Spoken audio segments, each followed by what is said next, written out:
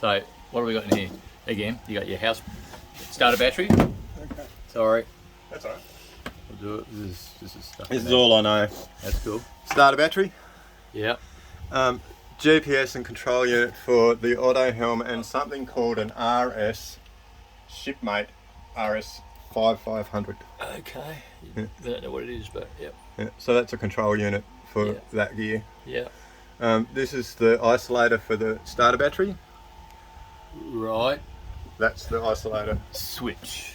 So that's on, off. So, okay, if I want to charge the starter battery, it's off now. More to the point, if you want to start the boat, you go like that. Right. Yeah. Leave it on while the boat's on. It'll keep charging. Charge the battery, yeah. And then turn it off when you turn the motor off. Okay. That's been my standard procedure. Okay. Since I've had the boat. Okay. Yeah. This keeps coming off. Yeah. Okay, let's talk about starting the. There's the starter battery there. Yeah. And that's the isolator out there. Yep. That's about it. And these leads here. Now these, I've never fucked with them.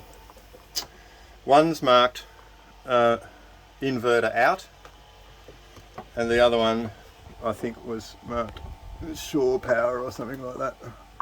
But anyway, when me and the guys, Gary's son, was stuffing around, we plugged it in like this and everything worked. So you left it. And so I left it. And they're jumper leads? No, they're not jumper leads. This is all the cabling. Yeah, rightio. That's just all the cabling. That goes all back to the batteries. They were all pretty much labelled, but they're all starting to fade. Yeah. Positive, negative to starter motor. I can get around and do all that again and learn. There's also leads that go back to the main battery bank. Yeah. So that'll provide power to the battery from the main bank. I'll show you how that works. Okay, I'm noticing a key up here, Ash. Yeah. That's our starter. That's our key for them. Yep. So you want to start the motor? Okay. Okay. To Let's start, do that. I'll just put this away because that was my next protocol. So I have done this, I must admit, more times than I care to admit. Start the motor without the water on. Without the water. Yeah, that's what you mentioned in your... So never ever do that. If I ever turn the water off, I get that, which is just a random bit of strap. Yeah. Take the key out, put that in there, and put it back on. Yeah, right. And then I go, oh shit, the strap's there. Yeah. I need to turn the strap water fucking full of water. on. Or just turn the keys, take them out. Because,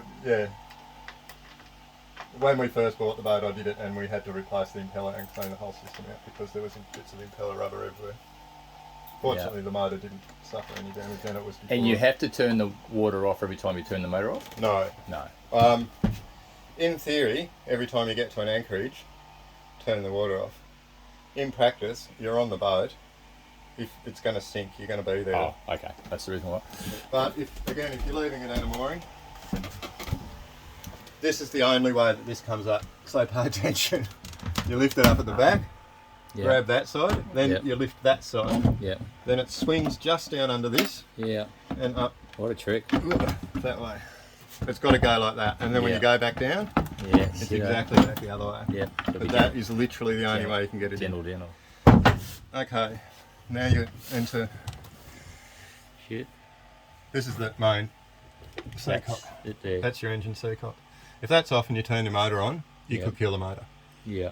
I've never run it past about 15 seconds. Yeah, until then you thought, apart from once. And then could you get to hear it, or you can hear it up there. It sounds hollow. Yeah. Normally, when the exhaust runs, it goes like that, and if it hasn't got the water on, it goes pop pop pop pop pop pop pop. So your audio indicators. This guy, I've never seen it look like that.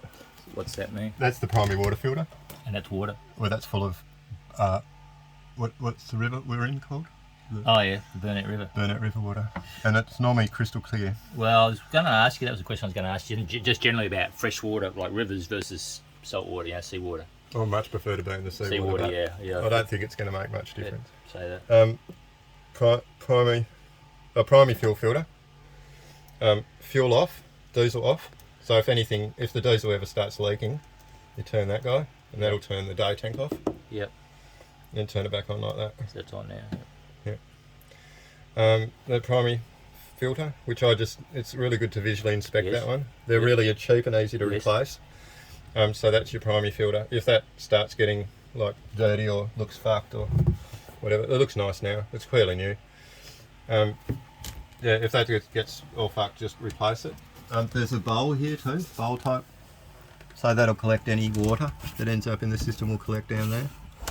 And then you just have to drain it by turning that.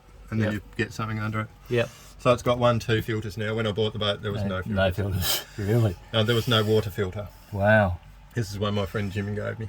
Wow. It's probably worth $500, that filter. Yeah. I'm going to have to buy him a bottle of very expensive port to make up for leaving it on the boat when we sold the boat. Mm. But anyway, there you have it. Okay. And that should all be always drip free and blah. And just check. And there are our batteries down there. Huh? And they're. Ah. What do you got there? Toolboxes. There's stores. Electrical spares, plumbing spares. Yeah. There's more up in here. And you get them out from. Yep, Yeah. I'll show you that. Let me just turn this off now then.